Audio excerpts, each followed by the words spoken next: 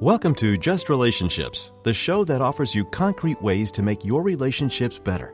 Whether it's your boss, your spouse, your children, or your friends, the quality of your relationships in life directly affects how you feel about yourself and the success you achieve. Your host, Dr. Duffy Spencer, a psychotherapist, telecoach, author, and seminar leader, will interview top experts to help you learn to manage this essential part of your life. And now, here's your host, Dr. Duffy Spencer.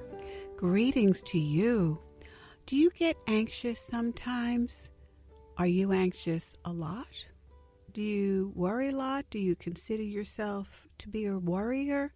Well, it's quite common in our world today, and if you tuned into our show last week, you know that today we're interviewing again David Stone, who is the author of Unsubscribe from Anxiety. Unsubscribe from Anxiety.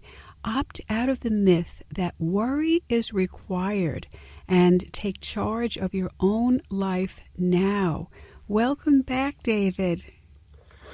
Thank you, Dr. Duffy. I'm thrilled to be back again and just so excited to talk about this topic and share it with your listeners. Yes, and we looked at how worry and anxiety are habits, and we even get trained. We get trained by people around us. We get trained by the marketplace that everybody feels this, and I'll give you a little pill, and you won't feel it anymore if you just buy my little pill.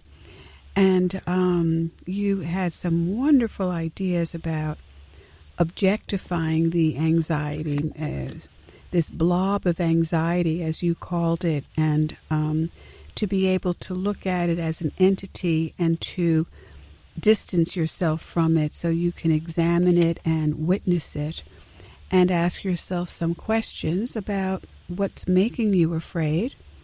And you have 3 ways to help people deal with anxiety and worry, and we got up to the first one. So so you talked about gratitude, having gratitude, and being aware of all the wonderful things that have happened in your life. Interestingly enough, before you're 18, many people would report that they didn't have such a great childhood or teenage, but when you ask people to focus on the good times that they did have, and remember the feelings, bring the feelings back, so you have almost a bodily reaction to feeling good, and now you have those endorphins going for you, and a little Oxycontin. What is it? Did I get that wrong? The Tend and Befriend, Oxycontin, oxytocin, oxytocin. As opposed well, you're smarter than I am about those things. Yes. Well, it's called the Tend and Befriend hormone as opposed to testosterone. So, and to get those good feelings coming up, and to take even small actions to get you out of that belief that you are helpless and powerless. Mm-hmm. So that's exactly right. And as we're getting people to remember and to relive their achievements, their successes, their feel-good moments, that really is what we coach them to focus on, is the feeling in your body, how that felt in the moment. Remember how good it felt when you stood up in front of the class and read the poem that you'd written. Remember how good it felt when you scored a goal, whatever it was, and re-feel that. Yes. Because that's what self-esteem and self-confidence feel like. I just want to comment that re-feel the good is very, very different than resent, which is S-E-N-T, sentir, the French word for to feel. So resent is to feel and to feel again, but in this case, to feel the awful feelings, the painful feelings. So I like how you coined your own word, re-feel, versus resent. Yeah. Yes. That's exactly right. Very, very good. Yes, so please continue. I will promise not to interrupt you too much. That's all right. We call it a conversation. Yes, that's right. Yeah.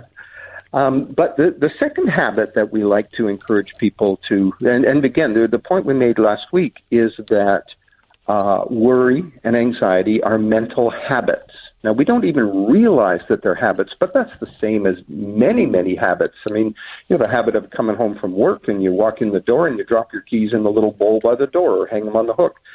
And 10 minutes later, you can't even remember that you did that, but there they are. So you must have done it. And habits, good habits are wonderful things to have because they relieve your mind from having to solve the same problem over and over and over again.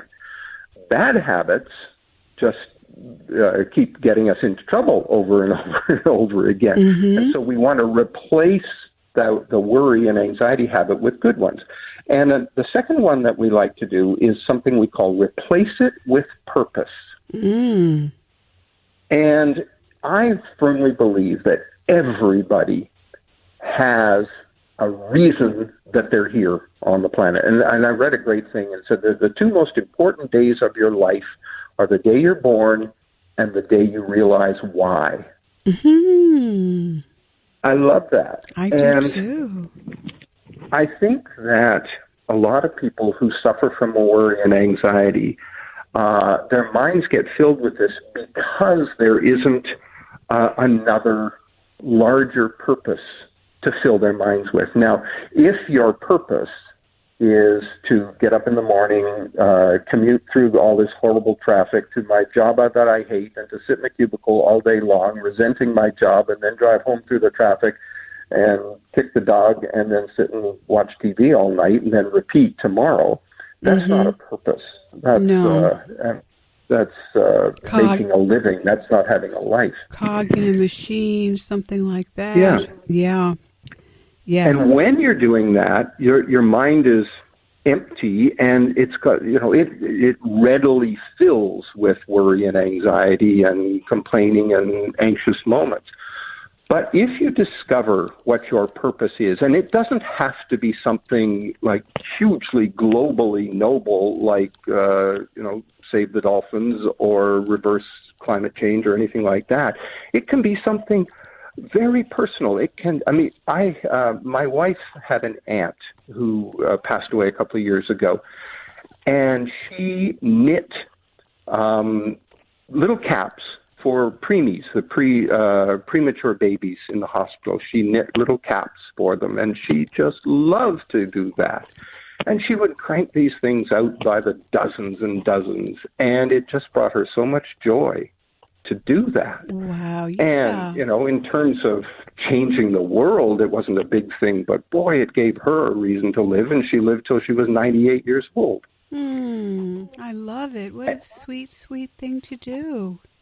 Yeah, and, so what is your reason to get up in the morning? Because when you have that purpose, and when you get up in the morning and say, here's what I'm going to do today, here's what I have to do today, this is what I'm excited to do, and to move forward with that, there is no room in your head for worry and anxiety, because you've got things to do. You've got a reason for getting up, and that's not to say we're all just.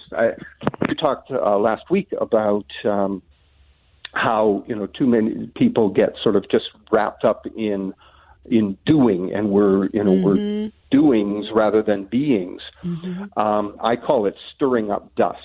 What are you doing? Well, all I'm managing to do is stir up dust, not actually making progress or accomplishing anything, but I sure am making a lot of motion. Yes. But if you have purpose, regardless of what that is, and it's got to be yours and yours alone, whether it's gardening or whether it's raising your children or whether it's loving your partner or whatever it is, that when you're filled with that, you've got no room for worry and anxiety in your head. And so I encourage people, and in the book we talk about how if you don't know what that is, here's how you find it, and some guidance for finding what your passion is and finding what are the things that get you excited and the things that got you excited when you were young and that far too many people say, "Well, that was when I was young." It was funny. My father, God rest his soul, he had to quit school when he was 16 because his father died, and he had a mother and two sisters who needed to be supported, so he had to go to work. And when I met him and knew him, he was a telephone repairman and had been for 20 years, or was for 20 years, and he hated every minute of it. And finally, at the age of 50 years old, with a wife and 5 children, and this was 1968, he said, "That's it. I can't do this anymore." And he quit his job and after he got his high school diploma through correspondence courses. And then he quit his job, went back to school, got his teaching degree, and spent the last 15 years of his career with this giant smile on his face because what he was doing was sharing. He had this passion for mechanics, and he was so talented with mechanical things, and he taught it at vocational high schools and just loved every minute of it. And you said he did that until he was 58? Well, he did the telephone repairman thing till he was 50. Until he was and 50. Then Wow, which many people would say, "Oh, it's too late. I can't do that. It's too late." And I've heard people say, "Well, I can't go back to school. Do you know how old I'd be when I finished up?" And my answer is always, "Yeah, exactly the same age you should be if you didn't go back to it. You'd be a whole lot more happy." Exactly. So I don't. Yeah, you're saying I don't buy excuses. No, you're saying, David Stone, author of the Unsubscribe from Anxiety. So basically, you're saying that it's worth it. Finding your passion is worth getting out of the same old habits. And something we haven't talked about yet per se, but the idea you had mentioned in that last show about how habits are really good. We don't have to keep reinventing the wheel over and over again if it's a good habit. Of course, if it's a bad habit, that's something else again. But the one thing about habits is that they are comfortable because they're familiar. And then when you're breaking in a new habit, you literally are breaking new ground in your brain, a new neural pathway. That is efforting, right? That is really, really efforting. It is, and it does take effort, and you can't just overnight do this. And that's why we walk people through this process, and it's a comfortable process that allows them to see that this is it's really to my benefit to go through this process, but it's also very safe. And it's funny. You talked about comfort zones, and I have this sort of image, and I'm going to write. I do a blog every week, and that's something else your listeners might be interested in. Tell, yes. Yes, on our website, and our website is www.I, the letter I, and then a hyphen, fearless.com. So it's I-fearless.com. And there's all kinds of resources. That's small I, right, David? It doesn't matter on the web. They don't care. Right. That's how we type it. But, that's right. But they can go there and they can sign up for our blog. And it comes out every Friday. We call it Fearless Fridays, and it's all about an idea. I mean, the other day I wrote one, and it was about how to get back on track. I had a reader send me a note, and he said, "I'm realizing that I got a degree in a really general area, and it's making it hard to find something that unemployed, and I'm worried, that I've made a big mistake in my life. How can I not be anxious about that? Mm-hmm. And so I wrote this blog all about how to get back on track, and I made the point that the only mistake that you can make in whether it's getting an education or getting into a relationship or adopting a lifestyle, the only mistake you can make, there's two mistakes you can make. The first one is taking this action because somebody else tells you this is what you should do. Your father told you should be a banker, or your uncle said, no, this is you can make a lot of money doing that. So you did it for somebody else's reasons. So that's the first mistake. The second mistake is, having realized a mistake, it's a mistake to just keep on doing it. Yes, yes. Dig the hole deeper. Dig the hole deeper. Throw good money after bad. Yeah, the first step in getting out of a hole is to stop digging. That's exactly right. I love that quote. I use it a lot. Yes, so true. So anyway, I encourage your listeners to go and sign up for our blog, and it's all kinds of great advice about how to stop being anxious and stop worrying. Yes, so iFearless, www, and your Fearless Fridays blog. Absolutely. So you're very responsive to people. Oh, we try to, anybody that gets in touch, we want to respond personally to them and help them out, because we take this very seriously. Dr. Duffy, one point that I want to make, and I think is really, really important for your listeners to understand, and that is, we're talking about the kind of anxiety and worry that is really very commonplace. But I want to distinguish from also the fact that there is genuine mental illness that some people suffer from.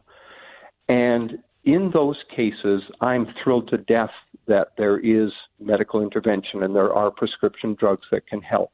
Yes. And I don't pretend for a moment that the things we talk about in the book can help someone who has genuine mental illness. That's not what we're trying to pretend.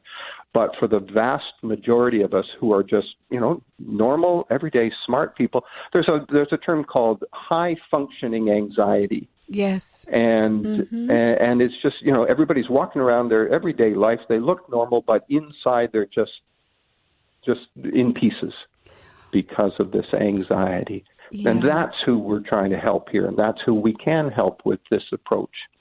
Yes, this almost this low level, as you said in the last show, low level malaise and buzz, this low level buzz, and that people become so used to it. And many of my patients tell me that they can function quite well in their workaday lives. However, when it comes to their intimate lives, that's where the proverbial crap hits the fan. Yes. They are ill-equipped, ill-prepared to become intimate and to really be intimate and to have empathy and compassion for themselves as well as others, to be truly relational. So, the walking wounded, we can call them, or the worried, the worried well. I don't know if you've ever heard that expression. That's a wonderful, I've not heard that phrase, but that is wonderful. That's what you're talking about, and that's the term that therapists use, the worried well.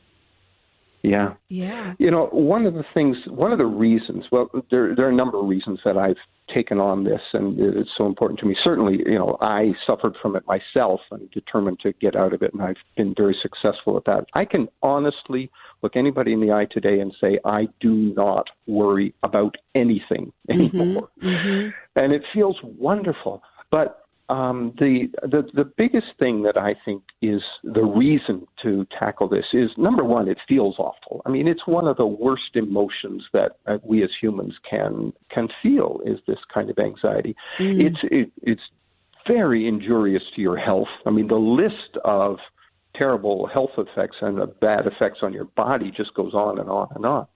But in my opinion, the worst side effect of worry and anxiety is that it completely blocks human potential. And we cut ourselves off before we even start. Oh, I can't do that. People like us, people like us don't do things like that. Anybody with Right. my body type can't run a marathon. And Right. there, you're done, right there, right from the start. Yes, because the beliefs are so tied in to the feeling. So you're saying a terrible feeling linked to a toxic belief. Exactly. Yeah, And that kind of self-doubt just cuts you off at the knees. it does. Again, a personal experience. I grew up in a wonderful, wonderful household. I talked about my dad, but we were not. We were at the opposite end of wealthy. I don't think we could technically have been called poor, but there certainly wasn't a lot of money around. And I grew up with this, that money doesn't grow on trees, and we can't afford that. And so I had that built into my brain. And so I've had to work really hard to overcome that self-limiting belief. Yes. And Henry Ford said, whether you believe you can or you can't, you're right. So true. And so that's true. what we want to try and help people with. The power of belief. The power. So in my counseling office, I have a pillow that reads, "Miracles happen to those who believe." Exactly. Yeah, and it really is a miracle.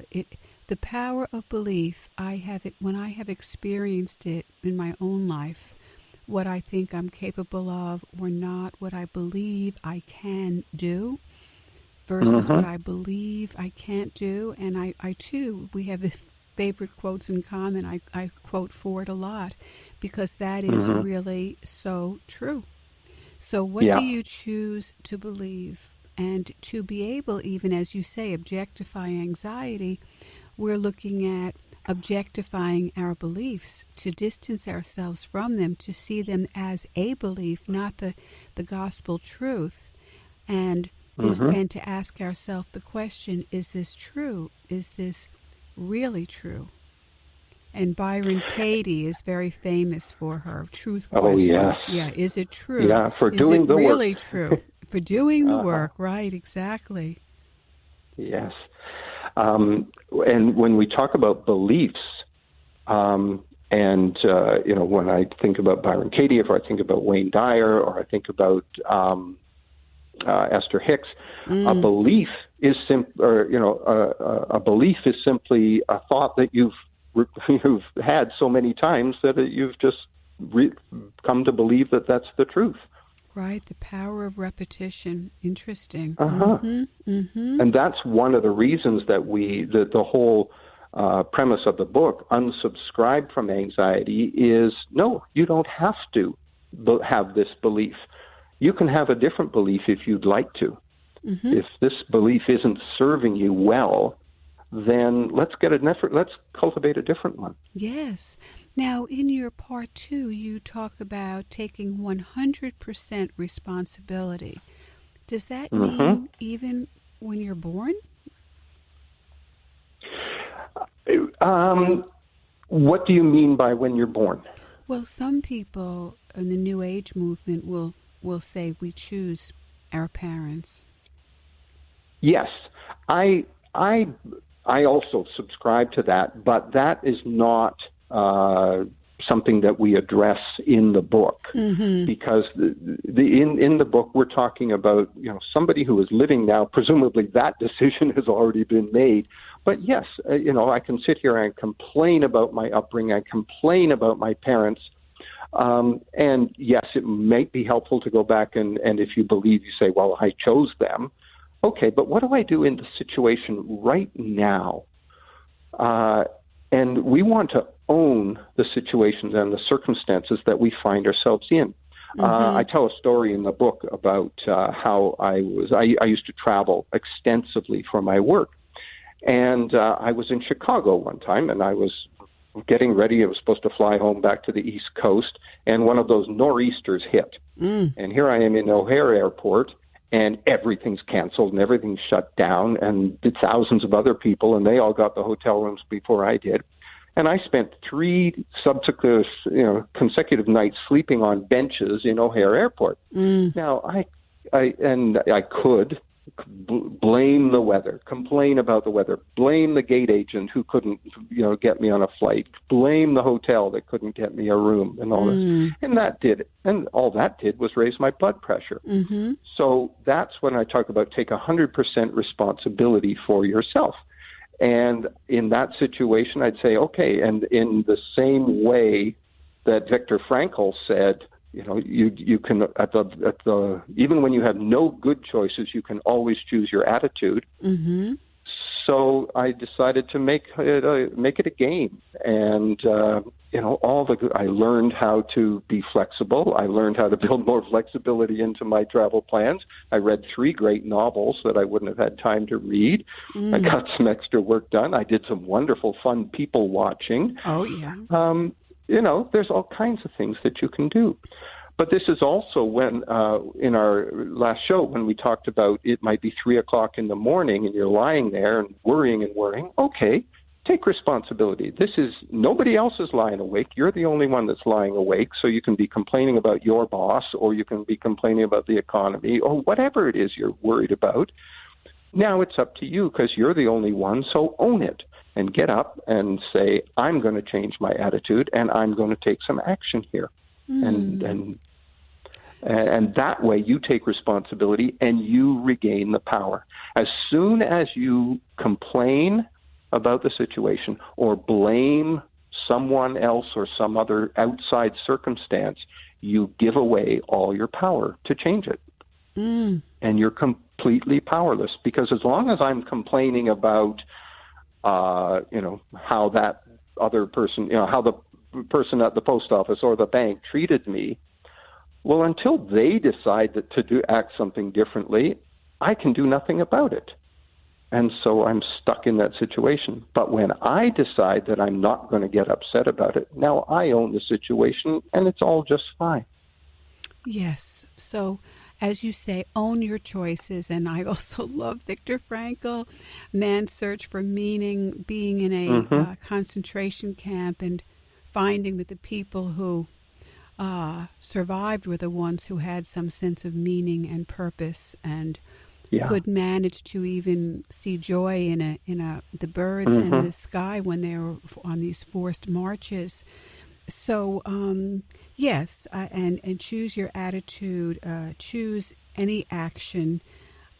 What can I do now? And own the situation. And I'm just thinking about the pity, the sadness of the disowned self, the person who rejects themselves, who in effect leaves themselves, that is not the person who's not their best ally and friend, and therefore deserted themselves, abandoned themselves. So it's the opposite of self-esteem. Yes. And that's why we want to restore it and remind people just how, what worthy people they actually are. And to show them examples from their own lives when when they've been worthy and empowered. Worthy and empowered. And on that note, David A. Stone, I have to thank you so much. Thank you for this 2-part series with Just Relationships. Thrilled to share these ideas. Unsubscribe from anxiety, and David has a blog under I-Fearless, www.I-Fearless, and Fearless Fridays. The blog comes out on Fridays, and your book is available online and then the bookstores. And Unsubscribe from Anxiety, David A. Stone. So have yourself a beautiful, worry-free life, David. and you too, Dr. Duffy. Thank you. Thanks for having me. And this is Dr. Duffy Spencer saying goodbye for now and wishing you great relationships.